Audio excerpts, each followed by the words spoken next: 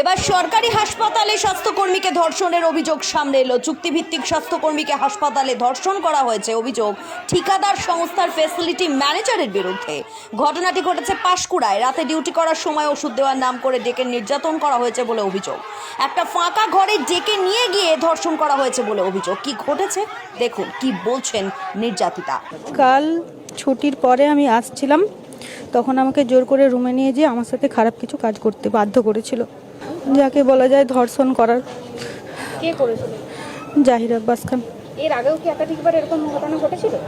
আমাকে জোর করেছিল কিন্তু আমি রাজি হইনি, কিন্তু কালকে আমাকে এমনই জোর করেছিল যে বাধ্য হয়েছি।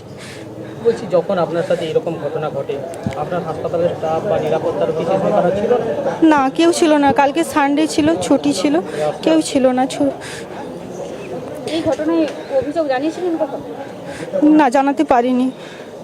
কি কারণে? কাল বাড়ি চলে গেছিলাম, আজ ছুটি ছিল, তাই জানাতে পারিনি। এই যে ঘটনার পর ভয়ের মধ্যে রয়েছেন যে কাজের কি হতে পারে, সেই নিয়ে কি ভয়ের মধ্যে? হ্যাঁ, টর্চারিং করবে এই ভয়েই। এর আগেও কি আপনার সাথে এই ঘটনা ঘটেছিল?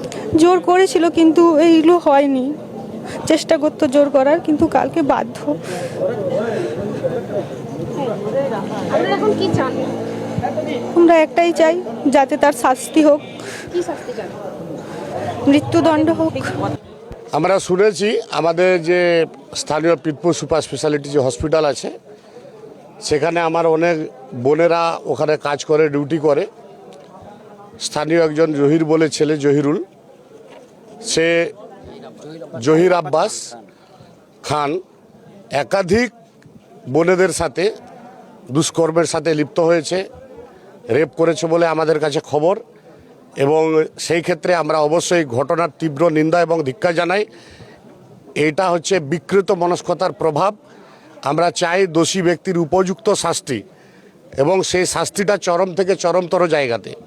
কারণ বাড়ির মেয়েরা কাজের জায়গাতে যাবে, আর সেখানে আমাদের আজকে এই সভ্য সমাজে বারে বারে এই ধরনের ঘটনা করবে, যেখানে দৈহিক এবং মানসিকভাবে ভেঙে পড়বে। এই কলুষিত সমাজ যারা করে তাদের মধ্যে অন্যতম জহির আব্বাস খান বলে আমি মনে করি। এবং উপযুক্ত শাস্তি এবং তার থেকে চরম দাবি আমরা তুলছি। আমার এখানে বোনেরাও আরও আছেন, যাতে এই ঘটনা পুঙ্খানুপুঙ্খ তদন্ত সাপেক্ষে একদম উদ্যোগ গ্রহণ করে।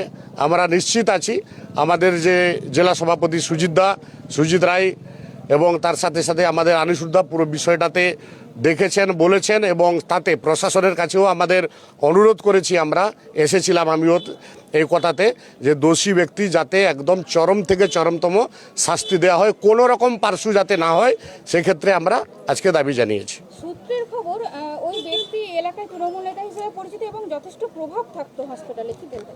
এখন কোনো ডেজিগনেশনহীন কোনো ব্যক্তি যদি নাম ভাঙিয়ে, যারা এই ধরনের কাজের সঙ্গে যুক্ত থাকে প্রভাব খাটানোর জন্য, তার 99% দেখবে কোনো না কোনো নাম ভাঙিয়ে তারা করে। আদপে তৃণমূল কংগ্রেসের কোনো নেতৃত্ব নয়। এবং বিভিন্ন জায়গাতে আমাদের বিভিন্ন লোক আছে, দেখবে দালাল চক্রের মধ্য দিয়ে কেউ নিজেদেরকে প্রভাব খাটানোর জন্য কোনো সংগঠন, কোনো দলের নাম নেওয়ার চেষ্টা করে, কিন্তু ওর সঙ্গে তৃণমূল কংগ্রেসের কোনো যোগাযোগ নেই।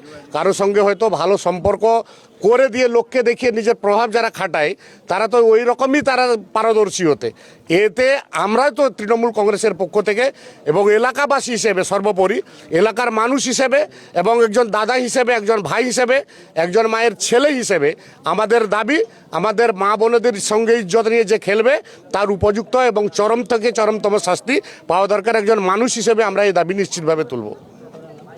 শেখ সমীর উদ্দিন, প্রাক্তন কাউন্সিলর এবং তমলুক সাংগঠনিক পূর্ব মেদিনীপুর জেলা তৃণমূল যুব কংগ্রেসের সহসভাপতি।